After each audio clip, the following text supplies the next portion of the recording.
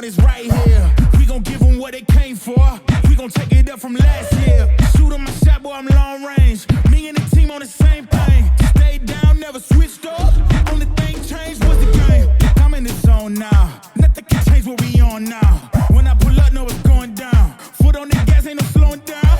Aiming for greatness, no settling. America's obsession with college basketball is continuing to rise as we go into Sweet 16 mode. Thursday and Friday from sites coast to coast, and you have it all right here covered on the North Carolina Sports Network. I'm Mike Waddell along with David Glenn. And David, since we last talked in the aftermath of the games on Sunday, boy, the national pundits have been backtracking. They've been doing their best George Jetson to get away from talking down the ACC. But as always, you are educating our audience here across the old North State with the real reasons why it really doesn't matter what the other conferences are doing as long as the ACC is doing what they do. And as Elvis said, the ACC is taking care of business here in March. Well said, Mike, and it's great to be with you again. You know I love bacon, you know I love basketball, and you know I've followed the ACC for 37 years now. And one thing I tried to remind folks heading into the March Madness was your opinion of the bottom half, or in this case, bottom two-thirds of the ACC, doesn't matter once this NCAA tournament starts, right? If 5 teams made it, well, all that matters is what you think of those 5 teams. What you think of the other 10 becomes irrelevant. What you think of the average ACC team becomes irrelevant. It's entirely about the 5 ACC entries or the more entries that other leagues got. But as you mentioned, guess who has the most still standing? It's the ACC with 4. And that was with only 5 bids. The ACC still are standing at 4. Other leagues got more bids, and they're at 3, 2, 1, or 0. I want to frame this with a quick historical perspective as, of course, we get into the 4 big-time Sweet 16 matchups that the ACC squads are involved in. You and I have been around long enough, although we were only little kids, to be clear when this was the case. Way back when, the NCAA tournament actually had rules preventing the number of teams per conference, meaning from a single league, getting into the big dance. Now, by our standards today, that sounds insane, right? But there was a time you could go 30-0 in the regular season, lose in your conference tournament, and not get invited to the big dance because the rule at the time was only 1 team per league. Maryland, 1974. You got it. That's one of the famous examples. State and Maryland had 2 of the greatest teams in the entire country. They happened to be in the same league. They played for the ACC title, and the loser did not even get in. They weren't allowed to go to the NCAA tournament. So, of course, wisely, they eliminated that rule. But you know what they did for a while? They made the limit 2 teams per league for a while. This brings up maybe my favorite historical tidbit, which goes beyond bragging about the 4 ACC teams that are still standing, some of which I think have a great chance of advancing on Thursday night or Friday night. And that is this. Under the rules that are in place today, which means no limits. If your league only deserves 1, it gets 1. But if it deserves 7 or 8 or 9, it might get 7 or 8 or 9. We didn't have anybody with 9 this year, but we've seen that in the past, right? No limit. Since they adopted in 1980 the rule where any league could have as many teams as earned their way in, there has never, Mike, not occasionally, not rarely, not once in a while, I try not to use the word never unless it actually applies. There has never been a Sweet 16 under the current rules without the Atlantic Coast Conference being a part of it. That is 44 consecutive NCAA tournaments where the ACC is part of the Sweet 16. Now, there are a handful of years where there was only 1 ACC team in the Sweet 16. This year, it happens to be 4 of the Sweet 16, 1/4. There was 1 year within the last decade, Mike, it was 2016, where the ACC by itself had 6 of the Sweet 16. That's about as good as it gets. 4 is pretty good, though. I just remind folks of those old rules because none of this would have been possible. The second longest streak, by the way, is the Big 12's current streak of 25 years in a row, with at least 1 Big 12 team being a part of the Sweet 16. But that's about, other than UCLA's dynasty back in the day, where it was truly the Bruins dominating on behalf of what's now called the Pac-12, that is about as emphatic an emphasis on the ACC's historical greatness in this league. You can't have a Sweet 16 under the current rules without the ACC. That says a lot about the history of the league. That says a lot about over almost a half century of the ACC's completely consistent presence in the Sweet 16. And even when you make it a little bit of a more narrow time frame, instead of going all the way back to the 80s, even when you make it more narrow again, there are great examples of ACC dominance. If you like national titles, it was Duke in 2015, Carolina in 2017, UVA in 2019. That's 3 of the last 8, remember, because one tournament was canceled by COVID. That 2016 year did not have an ACC team winning the title, but 6 of the Sweet 16 were from the ACC. 4 of the Elite 8 were from the ACC. 2 of the Final 4 were from the ACC. Villanova, remember, beat Carolina at the buzzer in that national title game in 2016, but that was top-level success for the ACC with multiple Final 4 teams, but also quality depth with 6 Sweet 16 teams. The ACC's average has been 3 Sweet 16 teams, roughly, under the modern rules. And one quick piece of trivia, because people have asked me about it a lot this week, since Duke State and Carolina are all still playing. Has there ever been a Sweet 16 with all 3? Of course there has been. This is the 5th time it's happened. 1986, 1989, 2005, 2015, and this year. Has there ever been an Elite 8 with the Wolfpack, the Heels, and the Devils all still standing? The answer to that is no. So as we proceed with our breakdown and analysis of those 4 Sweet 16 matchups for the 4 ACC teams, obviously everybody can wonder if this year will give us the first Elite 8 ever that has the Heels and the Devils and the Pack still standing. There seems to be a lot of vitriol between fans and media now in this social media age. I know that's not exactly breaking news, but people are getting pissed, David. I mean, they're getting pissed at national pundits like Rothstein and Fanta and Lenardi. And, you know, it used to just be that we could pick on Seth Davis, and that was fun enough as it was. But it seems like there's a lot of vitriol, and people are taking like a personal affront to this. Did the ACC fall victim to national media people who are talking down the league? Everybody's different. I try to not take stuff personally. I am not technically an ACC advocate. I'm happy when the ACC does well, but I've written plenty of negative articles when reality reflects that the ACC is not as good. Remember, it was just a couple years ago that the ACC had one of its lesser performances in many, many years of the NCAA tournament. I think there's only been 2 in the modern era, let's call it, 1980 forward, where the ACC had a losing record as a league. So this year, right now, going into the Sweet 16, the ACC is 8-1.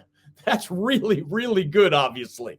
The ACC's historical winning percentage in the NCAA tournament is by far the best of any league. The ACC, this is all time, going back to the 1930s, has won more than 2/3 of its all-time NCAA tournament games.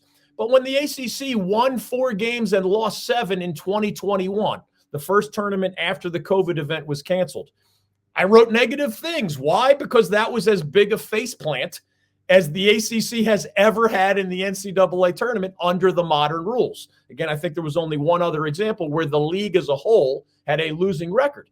But in 2022, just because they didn't win the national championship in the ACC, they went 14-5 in 2022. They had half the Final Four by themselves, with the Blue Devils and the Tar Heels famously facing each other in that Final Four.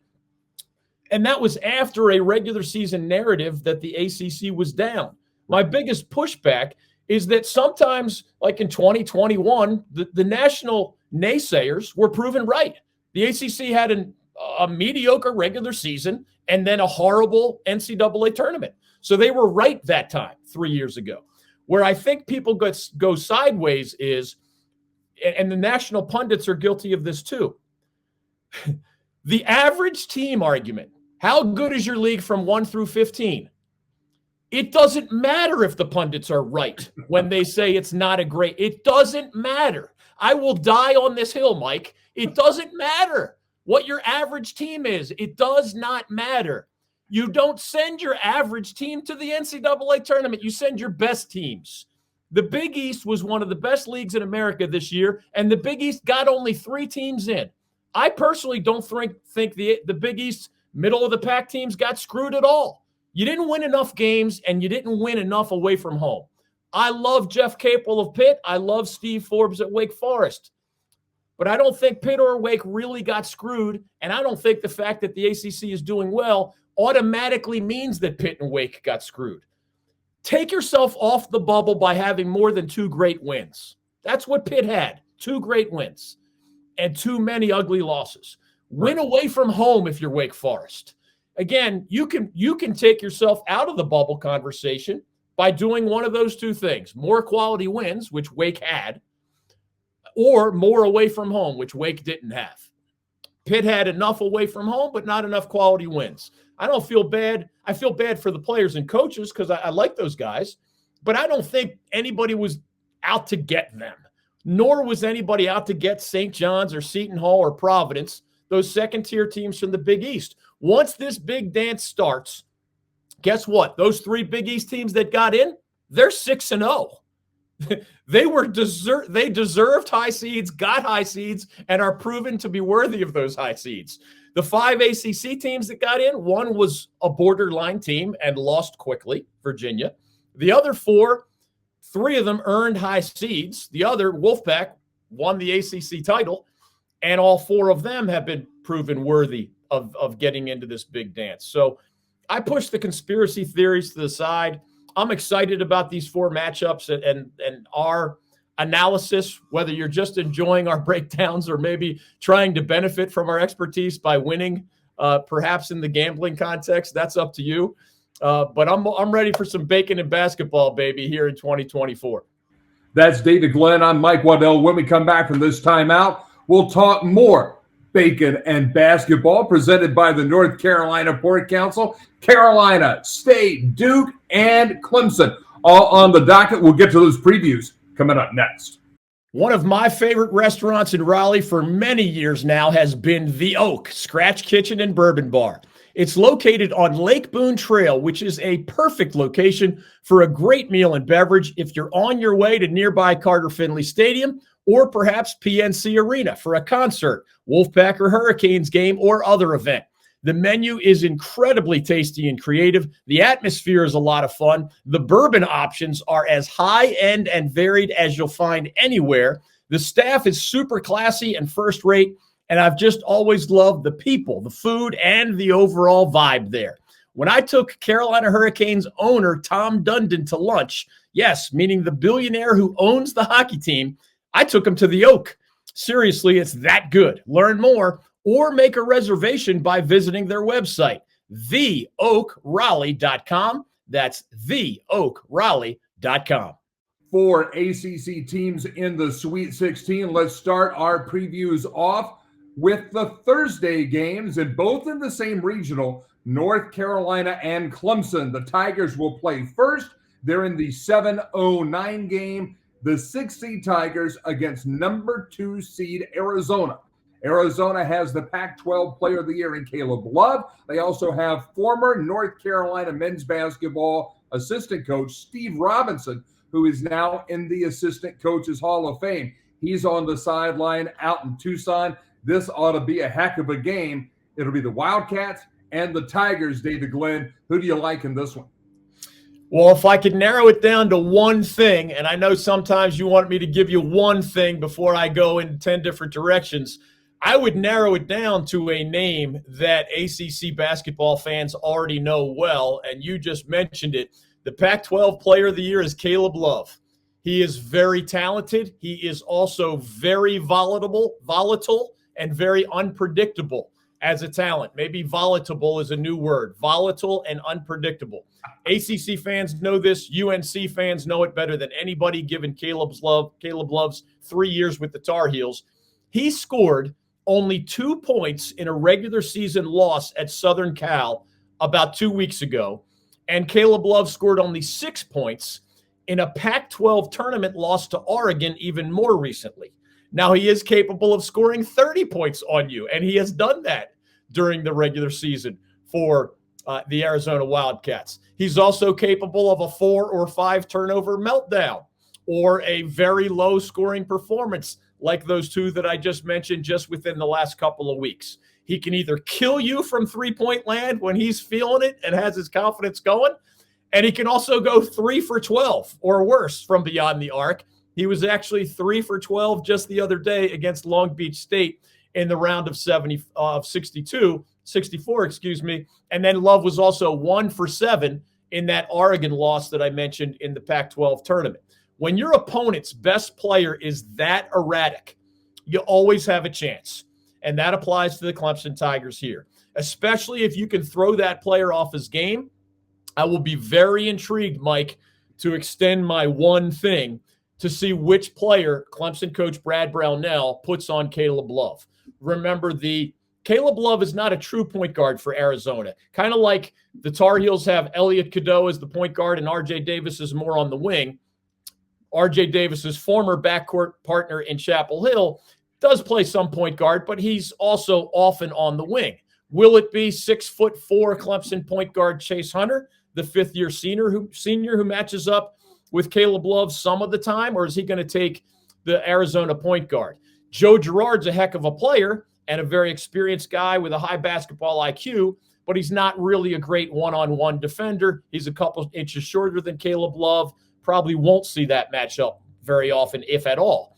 Clemson actually has a forward, Jack Clark, the former Wolfpack player, who's listed as about 6'10", but he has some guard-like quickness. He's a very good athlete, and he's played a ton of minutes lately, including in the Tigers' wins over New Mexico and Baylor here during the NCAA tournament. Could 6'10" with long arms Jack Clark be asked to guard 6'4" Caleb Love at least some of the time? We shall see. It will take more than one guy to slow down Caleb Love, of course, but those decisions are worth watching as the game unfolds. Clemson does not typically play an in-your-face style of defense. They do not get a lot of steals or create a lot of turnovers. But Clark, again, played 34 minutes against a guard-loaded Baylor team, another game where Coach Brownell and his staff had tricky decisions to make because the Tigers' rotation is more forward-heavy and Baylor's rotation is more guard-heavy. But the bottom line, my one thing in this game asks an age-old question, baby. What's Love got to do with it? My answer to that question as Clemson faces Arizona is everything. So Caleb Love is the big thing for Arizona. What about for Clemson? Is that PJ Hall? Is it just being on this stage? Because it's not been too often that Clemson basketball has eclipsed Clemson football on the national postseason stage. Yeah, well, you stole one of my fun facts earlier with that Steve Robinson tidbit. Good work by you.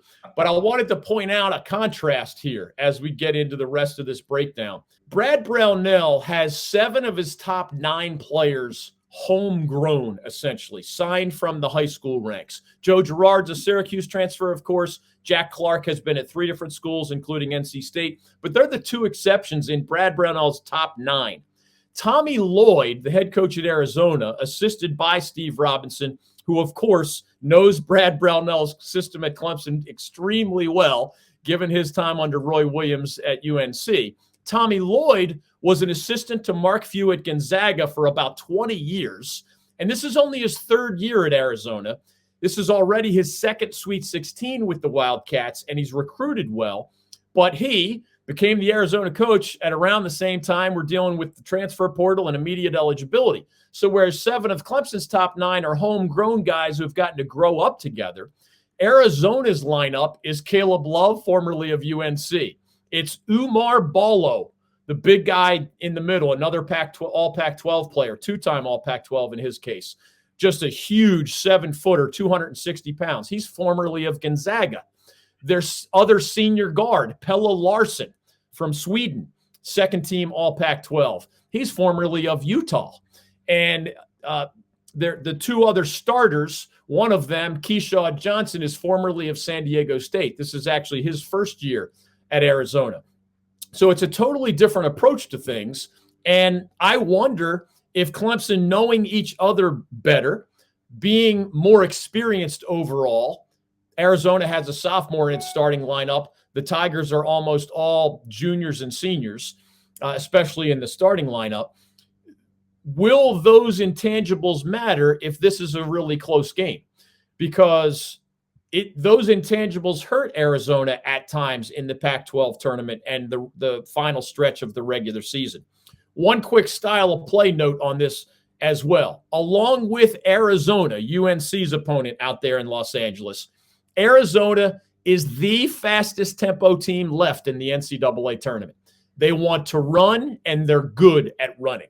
Clemson is a slower paced team. And in the round of 64, remember, when there was a clash of styles, extremely fast-paced New Mexico became very uncomfortable and very unproductive in the end, playing at a tempo closer to the Tigers' pace.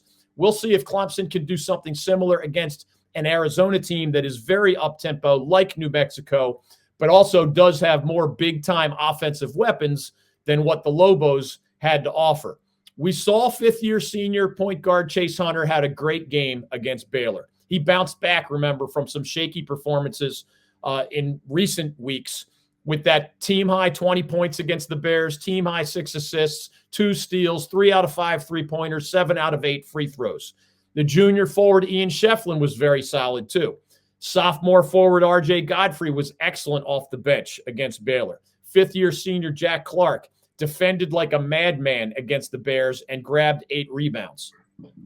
Bottom line was the Tigers figured out a way to win under very difficult, less than ideal circumstances against a high-quality, well-coached Baylor opponent. This year's Clemson team is really designed to win more with its offense, and yet the Tigers beat Baylor more with their defense, holding the Bears under 40% from the field, just 25% from three-point range. It was survive and advance. It was throw the scouting reports out the window, not the players, but it was more about guts. It was more about grit. It was more about high basketball IQ. It was all more about togetherness. It was more about whatever it takes. And it was extremely well done by that veteran Clemson team that knows each other so well and has 7 of 9 homegrown players under Brad Brownell. They know their coach. They know each other. And that can matter if it turns out to be a close game against Arizona. Final reminder, the best offensive teams Clemson faced this season so far were Alabama way back in November, Duke, and Baylor. The Tigers beat the Crimson Tide by 8 in Tuscaloosa. The Tigers almost beat Duke in Durham. Remember, they lost 72-71 late. And Brad Brownell was furious about some calls that went against him. And then the Tigers just beat that offensively powerful Baylor team 72-64.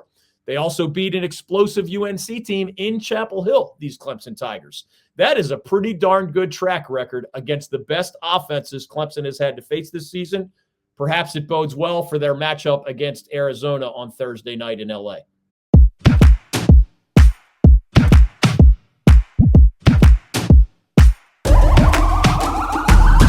This is the moment we waited for. Everything you want is right here. We gon' give them what they came for. We gon' take it up from last year. Shoot 'em my shot, boy, I'm long range. Me and the team on the same thing. Stayed down, never switched up.